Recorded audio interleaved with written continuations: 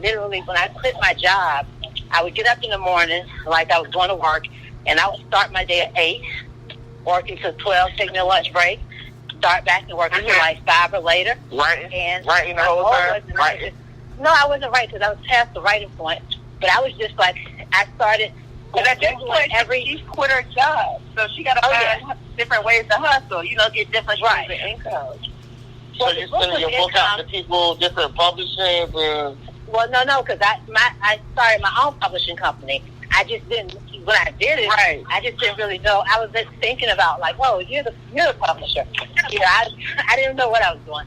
But after I figured it out, I was just like, okay, I got to sell this book. And I started calling every bookstore across the country. And it was like, hey, I have a new book. And so some of them will be like, hey, will you send it to us on consignment? I'd be like, no, because I was, not going to afford consignment. And if, once it's gone, you hope you sell it, but you don't know.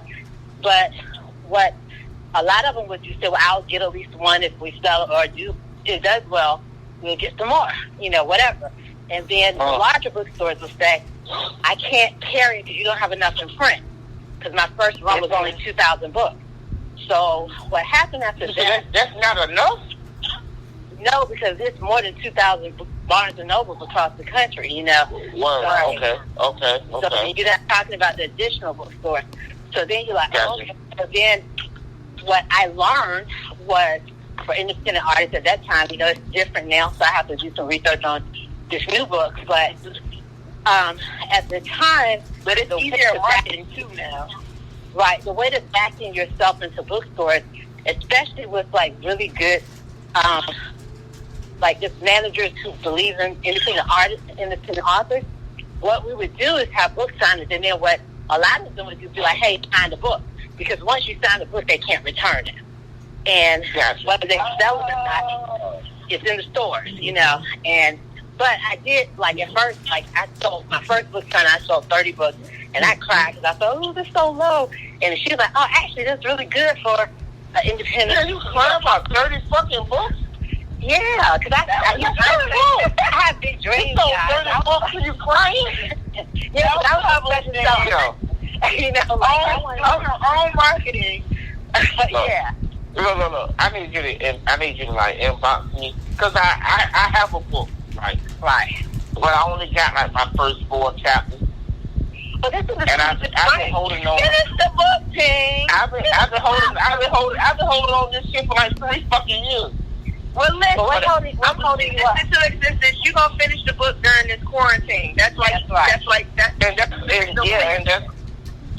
I've been dibbing and dabbing with it, playing with it, like different ideas, but I don't know what to do. Did you do an outline? Did you do an outline?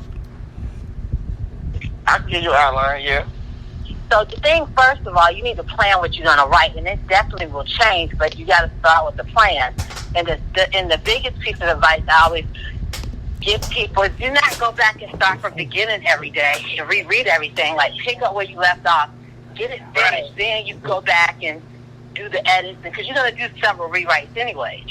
So I started from the end, to be honest. Like he came out of jail. He came out of jail. Oh, you could do that, yeah. Yeah. But when I know, like, I'm totally different. I mean, like chapter 1, chapter 2 to 25, or whatever your numbers of chapters is. So, you just want to make sure, like, because what a lot of people do is like, okay, I write this amount, then tomorrow I go back and I reread. Now I'm changing this because da-da-da. And you never get to the end. Time-consuming. Yeah, and you never get to the end.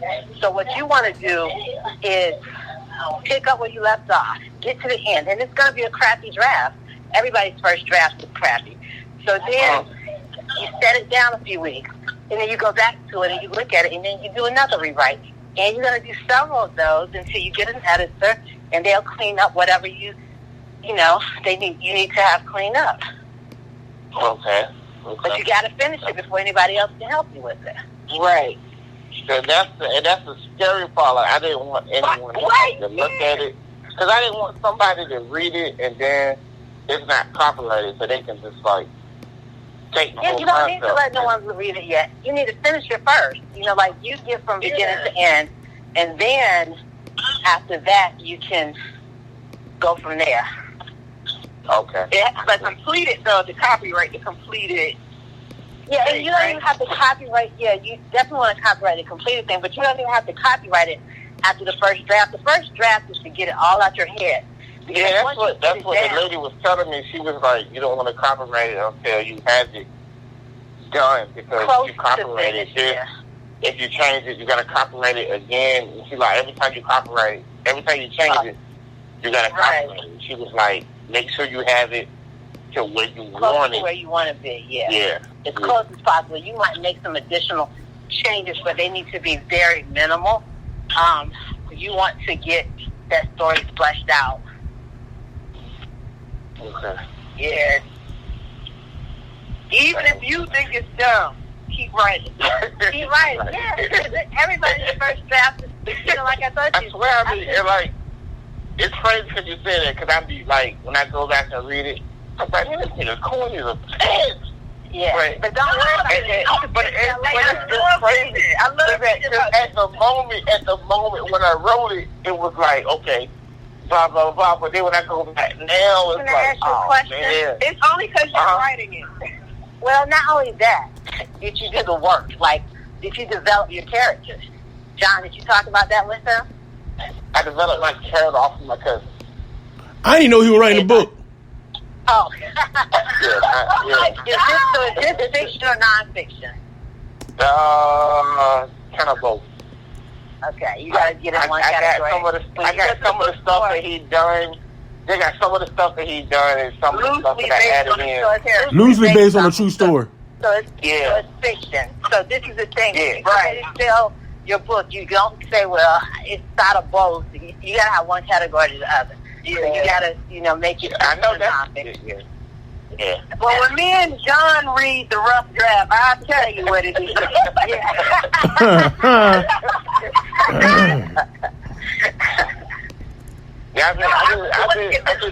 I've been doing this about 4 years, man. Didn't get it done? Matter of fact, I was with Lulu when I started this book. Oh wow! You gotta quit your job. That was how far along it was. God dang. I just never like acted on it. You know what I'm saying? But yeah. Gotcha. Yeah, I need to know the name of, because I love reading.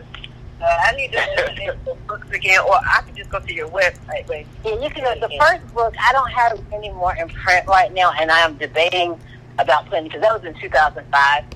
But I'm thinking about turning it into an ebook, but I just haven't done that yet. But I thought I want to do it close to the time that I released my second book. And don't feel bad, it's been a journey. I started on this before Obama was elected, and life happened, So, So your second, what kind of books do you write? Is it like a street novel or like? No, I'm bougie, y'all. No, just joking. Bougie. So, Okay. Okay. All right. So no, so the first book is a coming of age story, and the main character basically comes from this dysfunctional family, and she is in search of her own identity because she's, looking for, I guess, that sense of peace that she's sort of found solace like in her grandmother, because her mother and father are somewhat dysfunctional. And she has to go through this journey. That's a Netflix shit. But she has to go through this journey to find the source of her strength. And she goes through a lot, but it's also some fun stuff. And, I really enjoyed that book. But the second book is called I Love Him But ... And this one's really fun. It's more of a romantic drama. The main character, she is married to this really amazing man. He is an entrepreneur, and she has a set of twin boys and a daughter. But as they're getting into their teenage years, she, also is in this place now that she has been mom, wife, and she's like, who am I now that they don't need me? And so she's going on this journey, and after a tragedy of one of her friends, life unravels for her and her husband. Okay. And, yeah, and it's a lot of fun. That sounds interesting. So how close is that to the actual you? Well, I've never been married, so it's definitely not me. Okay. But I was in the shower, and I had a vision, and like this title came in my head. I love him, but ... and we all been in that place, married or not. But Gotcha. well, it wasn't. It was originally it was I love him, but I'm not in love with him. But that's too long for a title. So then I wasn't living in Virginia. I was living in Charlotte, and I came back to Virginia, and it was like meeting up with old friends, and male and females, and they all were like, I love him or her, but... And I say, dang, that's the title of my book. So that's how... So that was a sign. Yeah, but it's not based off of any of those people, but I just, it was like that confirmation, like, it is a lot of people that are in relationships that are complicated, and they really do love them, but they're not always in love with them. It's called I Love Him. But I love him, but... That's in your book, I love him, but... Yeah. So let me, why does it gotta be a but? Because it is always a but. I mean, well, the other time... Right. When you say I love him, and then you say but, that love him doesn't mean shit. Well, that's why you gotta read the book to see what the fuck's true, because you love people that you don't like, right? I guess so. Yeah, it's people that you may have loved the whole life. You may have even been in love with them at a point, but you no longer for one reason or another. Sometimes you fall back in love, and sometimes you don't. And so that character, she loves her husband, but in the midst of her having an affair, she realized, I don't love him that much, and she has to go. Let me ask you this. How could you... Let's say, okay. Let's say if your significant other, you happen to arrive at the same place that they are at, and they are in the sexual act, and you catch them in the sexual act. How could you respond? Well, I think you can end up in jail if you're not careful. Yeah, I'm gonna catch you. Yeah. Okay. If you're not careful, because at the end of the day, like it's too much shit.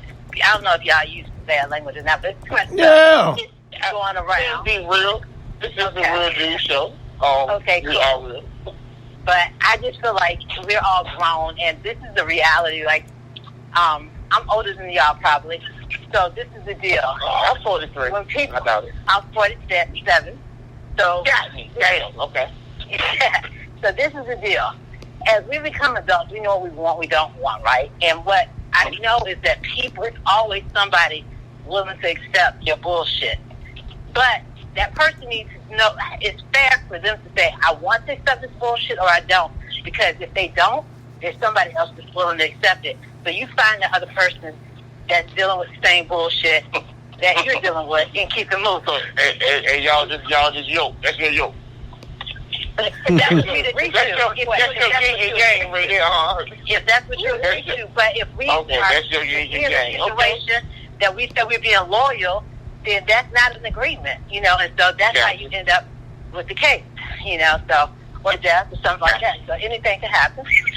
So you just want to, you just want to be in that place where, and the truth is, if you love somebody, you talked about seeing in the sexual act. It's a difference. Like I think they because you actually seeing. Yeah. Yeah, because that's what I'm at. Oh God. I'm at where like it didn't happen to me. It happened to a cousin of mine, but I'm the reason why it happened. Oh, ashamed of yourself. Like hold on, how can I say it? He only cheats when he's with me. Well, that's still not your fault. That's But listen. He got caught. He wasn't with me. I was at somewhere else. I don't even know about this young lady. I don't know her. I don't know nothing. So he got caught out. He got caught without me, and I don't even know the girl's name or anything. So that kind of helped me in my people's eye, because I'm the single one that when he goes out, if he does something wrong, he does it because he's with me. Well, he doesn't do it because he's with you. He does it because he wants to. Because he wants to. He's a grown. Hey.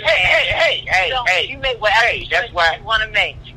That's why you don't this shit even is take that recorded. plane. That's why this shit is recorded.